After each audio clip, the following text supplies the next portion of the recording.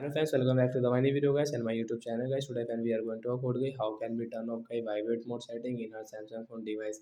Friends, you want to turn off guys your vibrate mode setting guys your phone on vibrate mode, and friends you want to off it guys. So friends, how can you turn off guys your Samsung phone guys vibrate mode setting guys? Today friends, I will show you in this video guys. So before starting video friends, first of all go and subscribe the channel guys, click the bell icon, like the video. Friends, now let's see how can we turn off guys vibrate mode setting in our Samsung phone device. Friends, open your phone setting guys. After on phone setting guys, you can see this type of setting. Friends, click on guys your phone sound and vibration guys.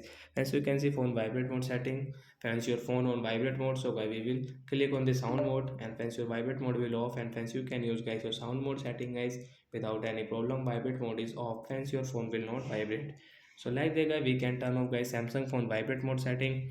So that's it guys, thanks for watching the video guys. I hope friends you understood how to turn off vibrate mode. So bye bye guys, we will meet on next video friend. Do you have any doubt guys related to guys your sound and vibration, you can ask me in comment section, I will check, I will help you. Bye guys.